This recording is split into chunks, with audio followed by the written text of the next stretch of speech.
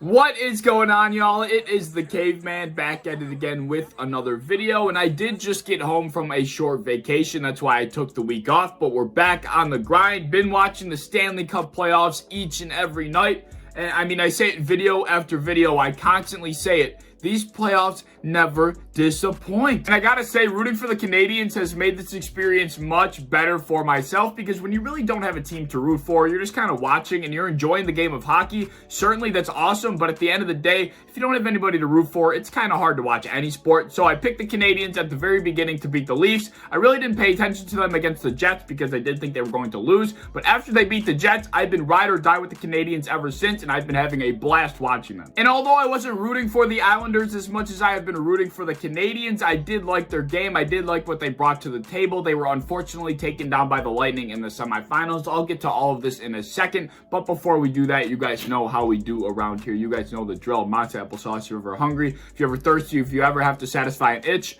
get you some matzo applesauce. I promise it will never fail you. So like I said, video after video, I just am left speechless by the Stanley Cup playoffs. They are just, it's so fun to freaking watch. The best playoffs in all of sports. This is the best sporting event you could possibly watch, is the Stanley Cup playoffs. Now we're coming up on the Stanley Cup final. You just can't watch any sporting event that is better. I genuinely, you really can't. All right, so let's start with the Islanders and Lightning series. The band of brothers out of Nassau Coliseum unfortunately get sent home one series early. I really wanted to see them in the Stanley Cup final. I thought the Islanders against the Canadiens would have been pretty awesome. I know I am definitely in the minority when I say that, because everybody thinks the Islanders are boring and they're not exciting to watch, blah, blah, blah. Yeah, whatever. Just enjoy whatever hockey you want to enjoy. I like watching the Islanders play. I think they're a very, very good team. I really enjoy the counterattack type game they play. They do not screw up on the defensive end of the ice. Unfortunately, they did once in this last game 7, and it was on the power play, which was the worst way to go out, in my opinion. Losing game 7 on a shorthanded goal,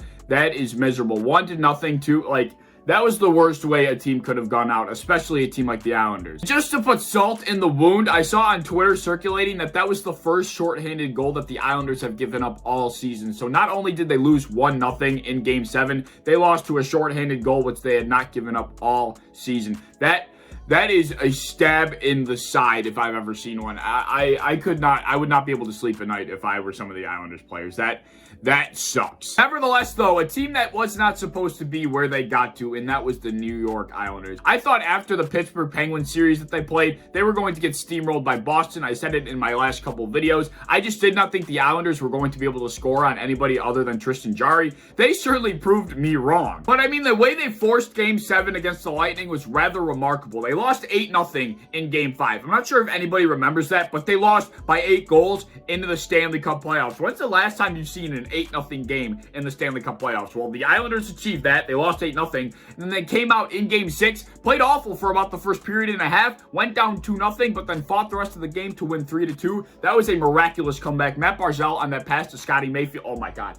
Oh, Scotty Mayfield picked that corner. Wow, that was a beauty. So even though losing 1-0 in Game 7 to a shorthanded goal has got to be a hard pill to swallow, let's be honest here, they have nothing to be hanging their heads about. It was one hell of a playoff run for the New York Islanders. Like I mentioned earlier, they really weren't supposed to be here. Nobody could have predicted them getting this far. I don't think everybody had them losing in the first round, but at the same time, I don't think anybody could have predicted them getting to the semifinals either. And New York fought for every last final minute that they had. In those last couple minutes for that Game 7, when they were trying to get that tying goal, you could tell that each and every single one of those guys were going out there on the ice for the last couple minutes, trying their absolute hearts out. You could see the energy. You could see they left everything out there, and that's all you could do, and you have to live with the result. As long as you put your last final effort out there, there's just not much else you could do. So hats off for the Islanders for one hell of a playoff run. Don't hang your heads too much, guys. I know they're not going to see this. I don't know why I'm talking like they are, but still, nevertheless, great playoff run. Let's move on.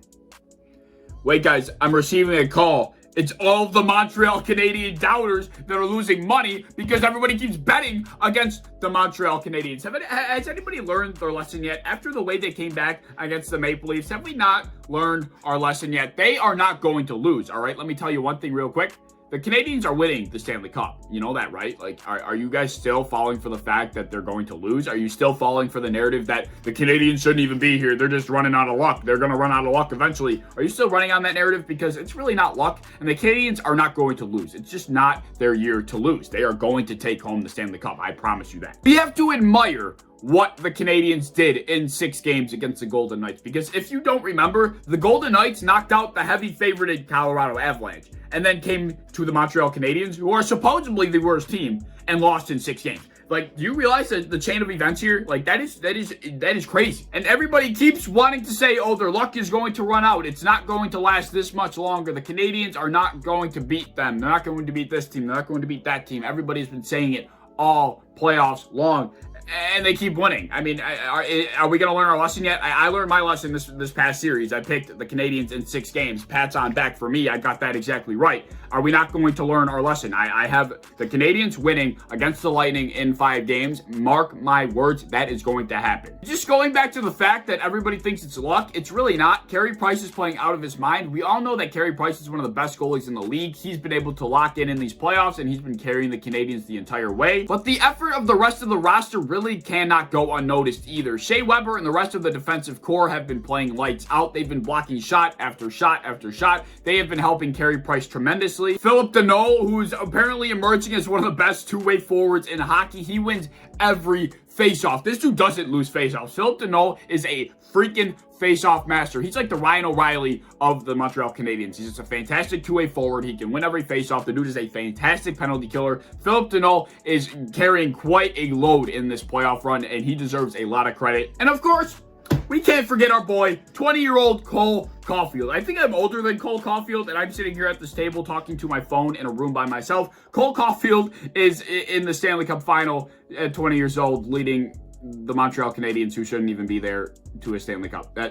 Let's not compare. But seriously, Cole Caulfield, wow, the kid is special. The kid's all the energy they need on the offensive end of the ice. He is so electric. He's so good with the puck. He has the best finishing ability that we've seen from a young kid in a very long time. He is going to have a bright future in this league, and I don't think he's going to slow down against the Lightning. I have the Canadiens winning in 5 games. Call me bold, call me brash, call me whatever the hell you want. Canadiens are going to do this, and you would be dumb to bet against them at this point in time. I mean, they've been winning series after series. How much longer is everybody going to bet against this damn team? So I'd be damned if I were to jump ship at this point. I've rode with them this entire way. I'm going to die with them as well. If they go out champions, fine. If they go out losers, fine as well. Montreal in 5 games. I'm just inspired by the way that they've played hockey throughout these playoffs. It's been one hell of a run to watch. I think everybody could say that they're enjoying what the Canadiens are doing, and I think everybody outside of Tampa should be rooting for Montreal, because why should anybody root for Tampa at this point? They're like a gajillion dollars over the cap. Everybody knows they finessed the cap with Kucherov and the long-term IR, all of that bullshit. They won the cup last year as well. It's like they've already done this. Let's root for the team that hasn't done this in, 24 years now? The Montreal Canadiens that are not supposed to be, like, why would you not want to root for the Canadiens? So yeah, those are my thoughts up to this point. I cannot wait for the finals to begin. I've been loving hockey. You just can't go wrong with hockey, man. Hockey is...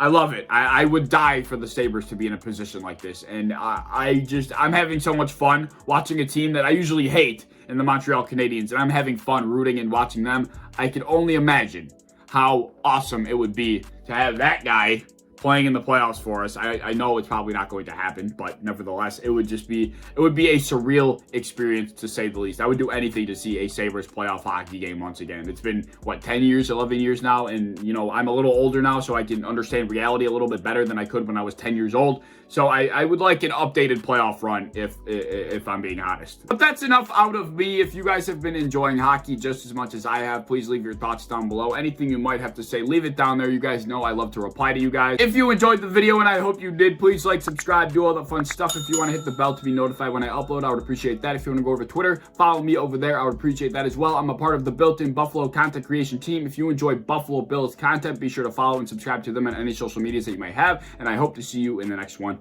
Peace.